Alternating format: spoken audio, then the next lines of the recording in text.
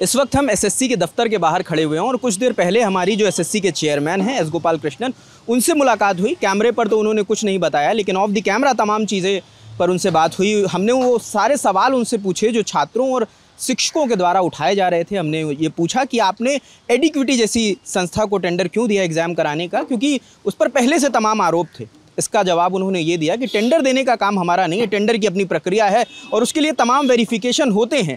एडिक्विटी उन तमाम वेरिफिकेशन को पास करने के बाद उसे टेंडर दिया गया है, उसके बाद ही ये सारा प्रोसेस हुआ है। तो हमने ये भी पूछा कि एडिक्विटी एग्ज़ाम करा रही है, उससे जुड़े तमाम शिकायतें आ रही हैं। स्टूडेंट्स का कहना है कि वेरिफिकेशन टाइम से नहीं हो पा रहा है, एग्ज़ाम लेट शुरू हो रहा है, सर्वर हैंग कर रहा है, माउस नहीं काम कर रहा है। तो उन्होंने कहा कि हमें सारी जानकारियाँ हमें मिल रही हैं और उन्हें रिजॉल्व करने के लिए सारा काम कर रहे हैं। और उन्होंने ये भी बताया कि इसी दफ्तर में एडिक्विटी के सारे एम्प्लॉयज़ यहीं पर बैठ रहे हैं, यहीं से सारी मॉनिटरिंग हो रही है, यहीं पर कंट्रोल रूम बनाया है जहां से हर सेंटर पर निगरानी रखी जाती है और जो भी इश्यूज़ आ रहे हैं उन्हें यहीं से रिजॉल्व किया जा रहा है। उनका ये भी कहना है कि एसएससी के सारे अधिकारी एडिक्विटी के अधिकारियों के टच में हैं और दोनों लोग साथ में काम कर रहे हैं। जो भी दिक्कतें सामने आ रही हैं, जो भी स्टूडेंट्स की तरफ से क्वेरीज आ रही हैं, हम उन्हें रिजॉल्व करने का काम कर रहे हैं। हमने उनसे ये भी कहा कि स्टूडेंट का ये भी आरोप है कि सेंटर बहुत दूर पड़ रहे हैं। तो उनका कहना है कि एडिक्विटी अभी इस मामले में नहीं है, क्योंकि ये पहला एसएससी का एग्ज़ाम है जो वो कंडक्ट करा रही है। धीरे धीरे दिक्कतें रिजॉल्व होंगी और जो शिकायतें उनके पास आ रही हैं उन्हें रिजॉल्व करने का वो काम कर रहे हैं। उन्होंने ये भी बताया कि जिन सेंटर्स में दिक्कतें हुई हैं, जहाँ पे सुपरवाइज़र्स फ़ोन लेकर नज़र आए हैं, उन पर कार्रवाई हुई है। तमाम सेंटर्स के सुपरवाइज़र्स पर एफआईआर हुई है और एडिक्विटी पर भी वो पेनाल्टी लगाने की बात कर रहे हैं। वो कह रहे हैं एक बार एग्ज़ाम पूरा हो जाए, ये पूरी प्रक्रिया हो जाए जो 24 तारीख से 1 तारीख तक होना है, जो एसएससी सिलेक्शन ग्रेड एग्ज़ाम है, वो एक बार पूरी हो जाए, फिर पूरी प्रक्रिया का वो एनालिसिस करेंगे और वो जनता के लिए एक प्रेस रिलीज़ जारी करेंगे कि जो जो खामियां आई हैं उन्हें वो कैसे एड्रेस कर रहे हैं और किन किन खामियों पे उन्होंने काम किया है और क्या उसका रिज़ल्ट मिला है। हमने जो भी हमारे मन में सवाल थे या जो भी हम शिक्षकों से मिल रहे थे या स्टूडेंट से मिल रहे थे, उन तमाम सवालों को उनसे पूछने की कोशिश करी है। उनका यही कहना है कि हमारा मेल बच्चों के पास है, शिक्षकों के पास है, हमें मेल करिए। हमारे पास हमारी टीम है जो सारे मेल्स को सुपरवाइज़ कर रही है, उस पर काम कर रही है और वो जो भी परेशानियां सामने आ रही हैं उन्हें रिजॉल्व करने की हर मुमकिन कोशिश कर रही है। हमने उनसे ये भी पूछा कि छात्र डरे हुए हैं कि अगर एसएससी सिलेक्शन ग्रेड एग्ज़ाम के दौरान इतनी परेशानियाँ आ रही हैं तो आगामी सीजीएल एग्ज़ाम जो होना है उसमें क्या होगा।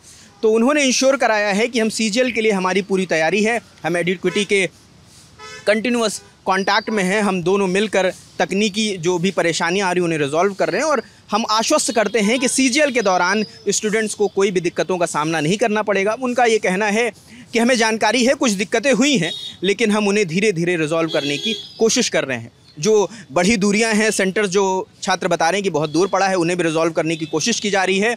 वो कहते हैं कि सीजीएल के दौरान तक हम कुछ उस पर काम मुकम्मल कर लेंगे और आगे से ऐसी कोई दिक्कत स्टूडेंट्स को नहीं सामना करना पड़ेगा जिसमें उनका वो होम टाउन लखनऊ है और सेंटर जा रहा है दिल्ली, ऐसी दिक्कतों का सामना ना करना पड़े। एक ब्लाइंड स्टूडेंट से भी हमारी बात हुई थी, उस पर भी हमने वीडियो बनाया था कि जम्मू कश्मीर का स्टूडेंट है और उसका सेंटर दिल्ली आता है। हमने वो भी बात उनसे कही तो उन्होंने कहा है कि उसका डॉक्यूमेंट हमें दे दीजिए, हम उसे वेरीफाई करेंगे और इंश्योर करेंगे कि आगे से किसी भी ब्लाइंड या जो फिज़िकली या मेंटली परेशानियों से जूझ रहे हैं बच्चे, उनके साथ कोई अन्याय ना हो, उन्हें उनका जो प्रेफरेंस है वही सेंटर उन्हें अलॉट किया जाए। तो जो दिक्कतें हमने ज़मीन पे देखी, हमने उन सवालों को चेयरमैन से पूछने की कोशिश की है।